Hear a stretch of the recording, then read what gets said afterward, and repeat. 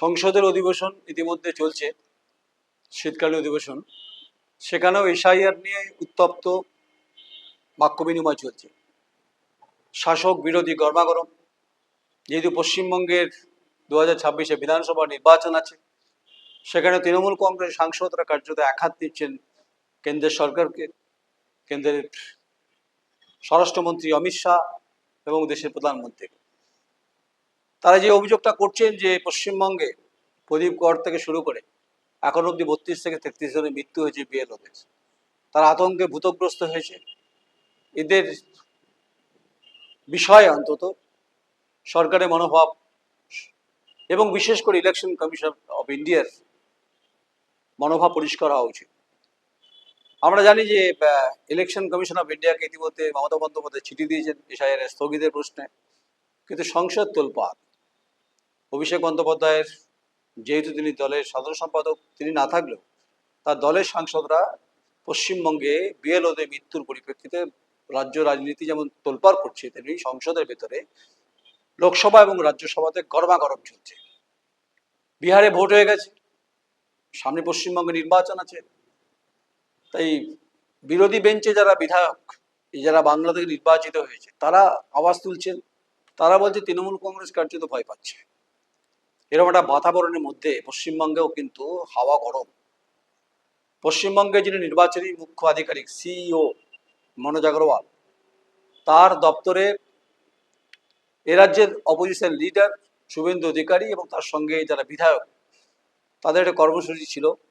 সেই কর্মসূচি তারা অংশগ্রহণ করতে গেছিলেন। তারপরে কি হলো সেটা বাংলা মানুষ দেখেছে।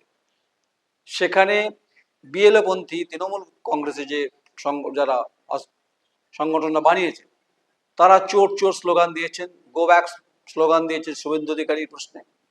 পুলিশ কার্যত দুটো পক্ষকেই সামাল দিতে পারছিলেন না, ধস্তাধস্তি হচ্ছিল।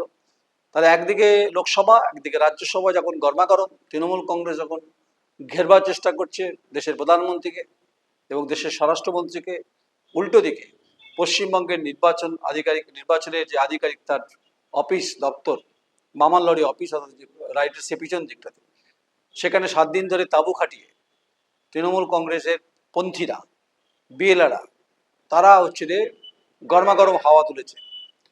যদিও পুলিশের শাসন অপশাসন নিয়ে তোপ দেখেছেন এ রাজ্যের অপোজিশন লিডার, তিনি ভেতরে গেছেন তার দল নিয়ে। শুনেছেন কি বলেছে? তিনি বলেছেন যে এই মুহূর্তে পশ্চিমবঙ্গে যে তালিকা এবং যে একদম ডাইরেক্টলি তিনি এবং পূর্ব বর্ধমান জেলার ডিস্ট্রিক্ট ম্যাজিস্ট্রেটকে তিনি একদম কাঠগড়ায় তুলেছেন, ইআরওদের ভূমিকা নিয়ে প্রশ্ন তুলেছেন এবং প্রচুর ভোটারের নাম এই বিএলও এবং এখানকার ইআরওদের ভূমিকা নিয়ে প্রশ্ন তুলেছেন, যে অনেক নাম কার্যত অবাঞ্ছিতভাবে ঢুকে ফেলা হয়েছে, ম্যানিপুলেট করা হয়েছে। নির্বাচন আধিকারিক, তিনি মুখ্য নির্বাচন আধিকারিক, তিনি শুনছিলেন মনোজ আগরওয়াল, কারণ তার কাজই হচ্ছে যে প্রত্যেকটি দলের বক্তব্য শোনা।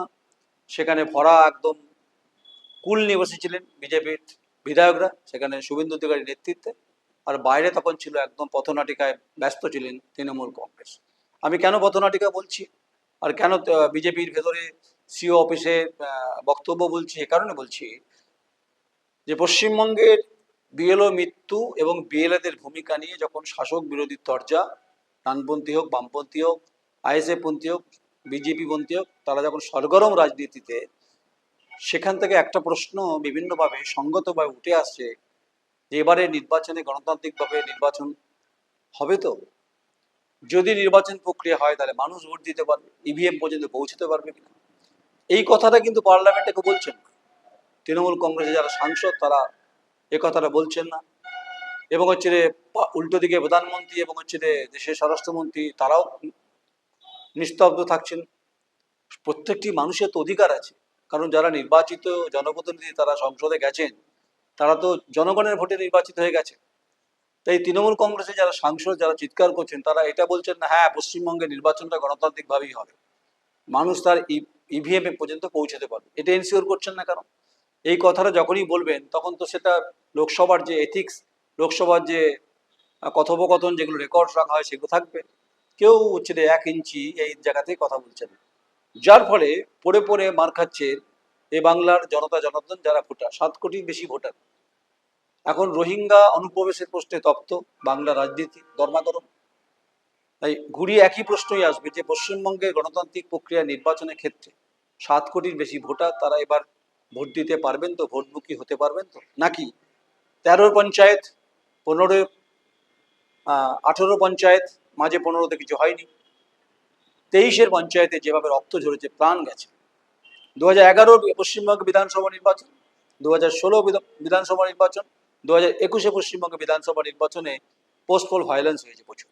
সিবিআই এসছে, তদন্ত হয়েছে, মাঝপথে থমকে গেছে, এসব হয়েছে। আসলে পশ্চিমবঙ্গের গণতান্ত্রিক প্রক্রিয়ার ক্ষেত্রে নির্বাচনটা খুব গুরুত্বপূর্ণ, কারণ মানুষ ভোট দেওয়ার বিভিন্ন কথা, বিভিন্ন মুডে থাকার চেষ্টা করে। বামপন্থীরা যখন ছিলেন তখন কি খুব ফেয়ার ইলেকশন হয়েছে, এই প্রশ্ন উঠবে।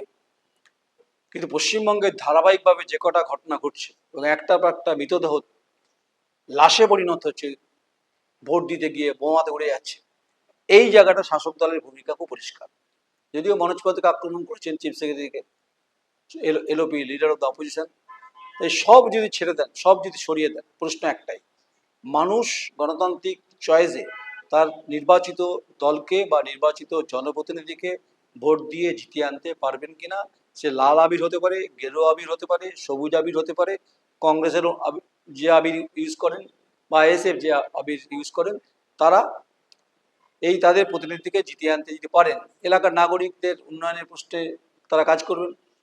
কিন্তু এই ট্র্যাডিশন সমানে চলছে। তাই গোটা পশ্চিমবঙ্গের নির্বাচন ভারতবর্ষের কাছে মডেল হয়ে যায়। এত খুন, এত রক্ত, এত ঝড়ে, আর আজকে রাস্তায় যা দেখলাম পথনাটিকা দুদলে শাসক বিরোধী, এ তো কার্যত মানুষ অবাক হচ্ছে, গ্রামের মানুষরা।